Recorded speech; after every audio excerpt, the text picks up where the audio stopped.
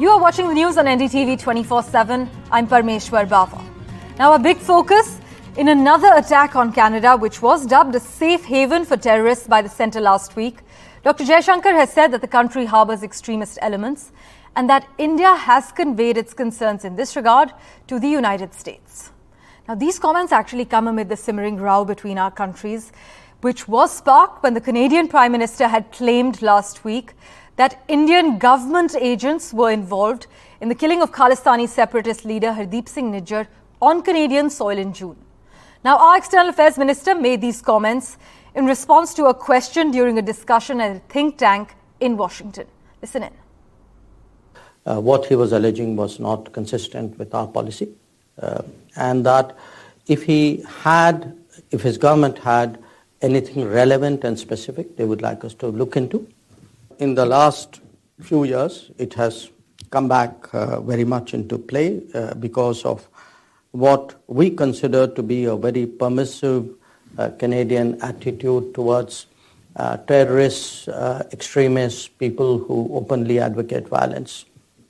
And they have been given operating space in Canada because of the compulsions of Canadian politics. For us, it has certainly been a country where organized crime from India mixed with trafficking in people, mixed with secessionism, violence, terrorism. It's a very toxic combination of issues and people who have found operating space there. Meanwhile, we also spoke to senior correspondent for the National Telegraph, Daniel Boardman, about Canada being isolated in its tirade against India on the Nijjar killing. Here's what he had to say. You think the lack of full-blown support from Canada's traditional allies means that Canada is largely on its own here?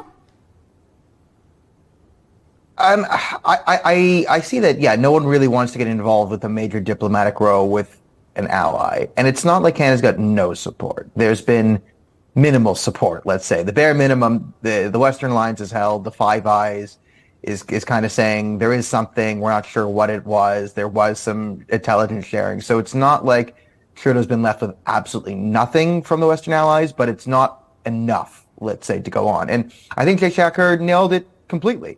I think he watched, the last 10 years of what I've been screaming about Canada's permissive attitude towards extremism and elements in all facts. And it doesn't just manifest in what you call terrorism, secessionist violence. There's drugs and gangs and organized crime. And I've been screaming because this is a problem for Canada, not just India. Yes, it's a problem for India because you have people advocating for violent secessionist actions in the Punjab region, and that's in India. I understand.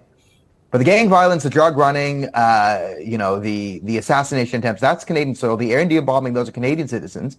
This is a Canadian problem. The Khalistani nonsense has to stop. It's corrosive to our country. You could argue it's seditious behavior because it undermines a key geopolitical alliance we have with India to do all this. So Jaishankar, in my view, is absolutely right.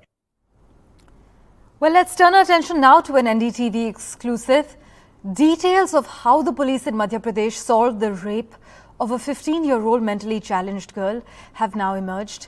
And a video of the girl walking the streets seeking help after the assault had actually sparked outrage. Not just about the perpetrator who was arrested, but also perhaps how our society stands exposed as bystanders who did nothing to help. They did nothing to help this minor child after she was raped, roaming around half naked, covered in blood on the streets for over 2 hours. NDTV's Anurag Dwari has been tracking all the developments for us closely. Listen into his report.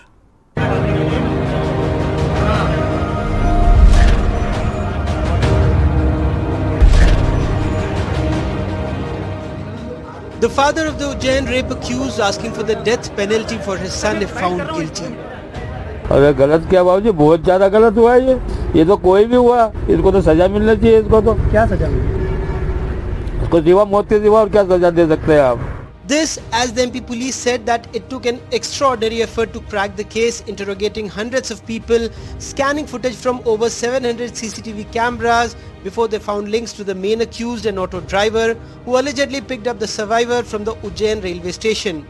Investigation की team में शुमार police अधीक्षक महोदय ने लगभग 30-35 लोगों को लगाया और साइबर के सारे अधिकारी और कर्मचारी उसमें लग गए।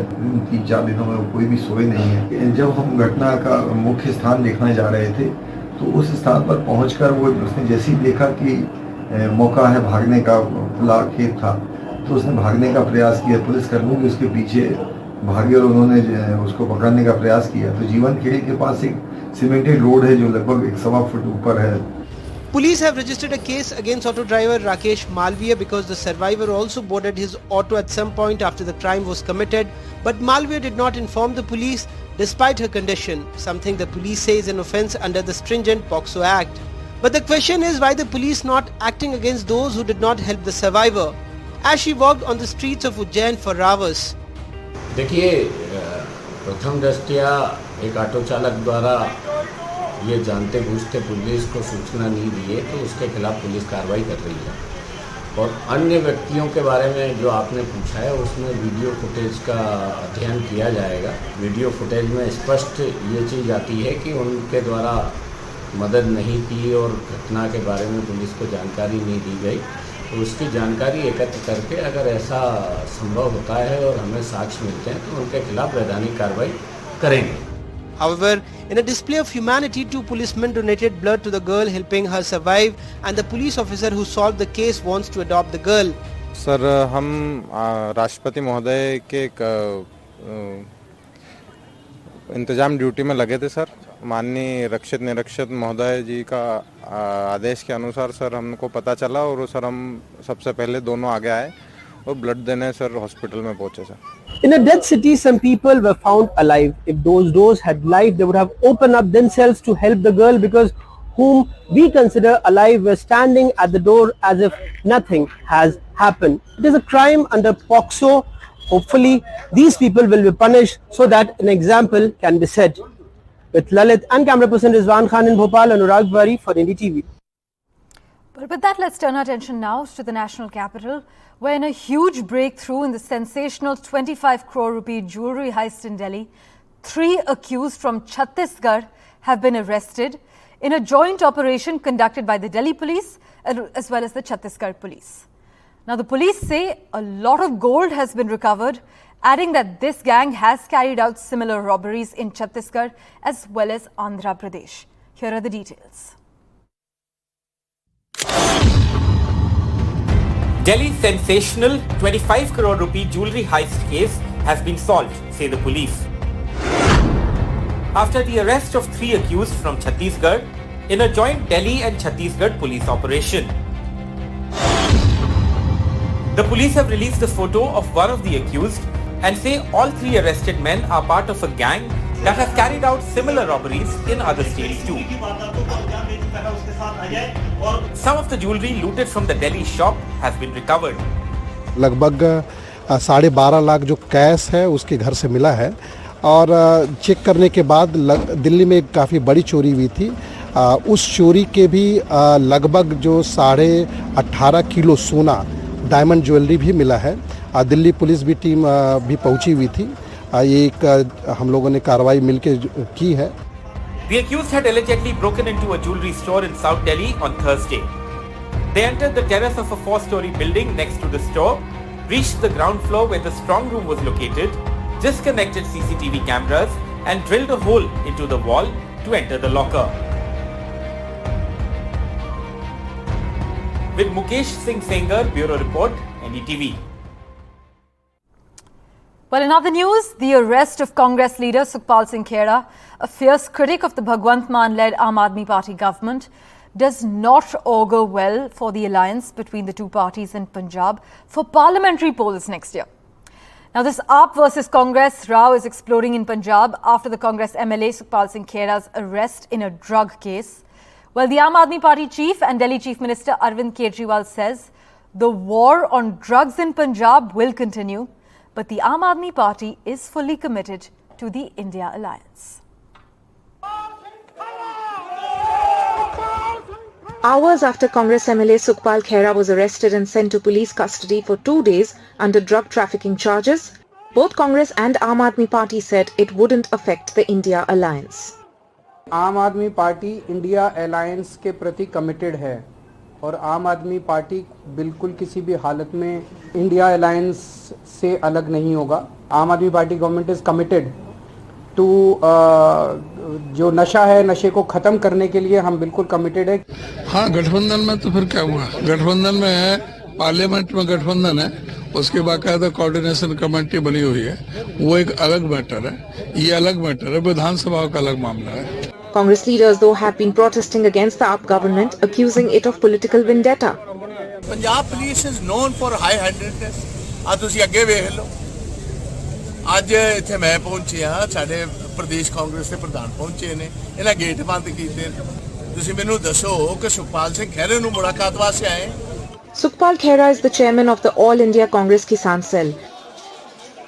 But so far the only central leader to speak on the matter is Congress chief Mallikarjun Kharge. कोई अन्याय हमारे ऊपर करेगा तो अन्याय सहन करने वाले लोग भी हम नहीं.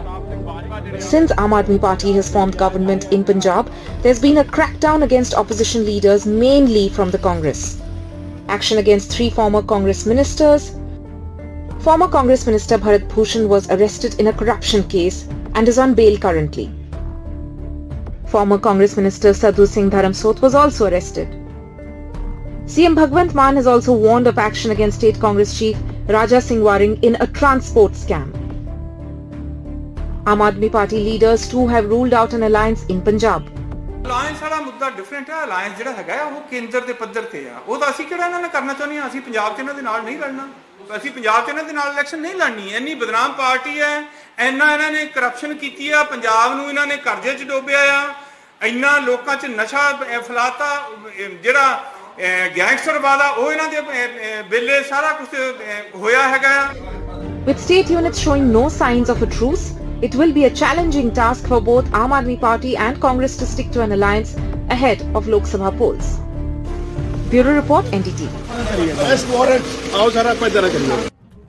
Well, with that, we're slipping into a very short break. We're back in a moment with much more. Do stay tuned.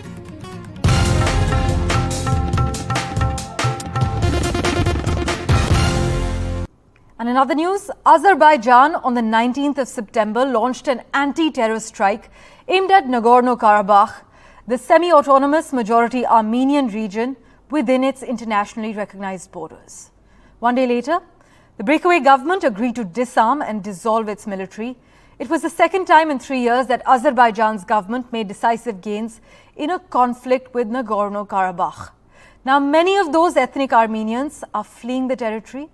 50,000 according to authorities in Nagorno-Karabakh, although some estimates are as high as 70,500. Nagorno-Karabakh resident Armin Ghazaryan waits desperately to board a bus, her only way out of the war-torn region, hoping that it will take her to a safe location in Armenia. She is one among the tens of thousands of ethnic Armenians that have fled the region in the wake of Azerbaijan's offensive that started on 19 September. Conservative estimates put the death toll at least 200 people in just 10 days. The exodus is because of persecution of Armenians, who are mostly Christians at the hands of largely Muslim Azerbaijan authorities. Լեռնային Ղարաբաղի հայության ելքը Ադրբեջանի կողմից իրագործվող էթնիկ զտումների քաղաքականության արդյունքում շարունակվում է. Վերլուծությունը ցույց է տալիս, որ առաջիկա օրերին Լեռնային Ղարաբաղում այլևս հայտ չի մնա. Սա էթնիկ զտման եւ հայրենազրկման ուղղակի ակտ է եւ այն, ինչի մասին մենք երկար ժամանակ ահազանգում էինք միջազգային հանրությանը.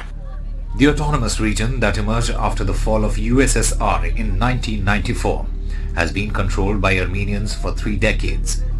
But after Azerbaijan's crackdown, Nagorno-Karabakh authorities surrendered to Azerbaijan on 20th September. On Thursday, the leader of Nagorno-Karabakh, Samvel Shahramanyan, declared the region will cease to exist in the new year. He signed an order dissolving all state institutions from 1st January. After a meeting with Turkish President Recep Erdogan, one of Azerbaijan's supporters, President Ilham Aliyev, promised safety of Karabakh residents. Anti-terror tedbirleri neticesinde Ermenistan ordusu Azerbaycan arazisinde qanunsuz məskunlaşmış Ermənistan ordusu təslim oldu. Bizim şərtlərimizi qəbul etdi və beləliklə Azərbaycan öz dövlət suverenliyini tam təmin etmişdir. So far, Russia, the most powerful regional power, has only played the role of a mediator. According to some reports, a quarter of Azerbaijan's gas fields are owned by Russia, but it is only an ally of Armenia. In a show of support, the US sent its representative Samantha Power to visit Nagorno-Karabakh refugees in Armenia. Thousands of kilometers away, India too made its position clear, as Jaishankar met with Ararat Mirzoyan, the foreign minister of Armenia, on the sidelines of the United Nations General Assembly on Sunday in New York. Since Azerbaijan toes Turkey's line backing Pakistan's claim on Kashmir, India leans towards Armenia as a natural ally. Among other things, New Delhi has been exporting arms to Armenia, including the Pinaka multi-barrel rocket launcher. While more than half of the 120,000 Nagorno-Karabakh residents have already fled the landlocked region, the future for someone like Armin Ghazaryan, who has been displaced twice in the last 3 years, continues to look bleak, as the world remains preoccupied with the Ukraine-Russia war and the resulting refugee crisis. With Vishal Vivek, Osama Shah for NDTV. Well, as always, news and updates continue here on NDTV 24/7. For now, we're slipping into a very short break.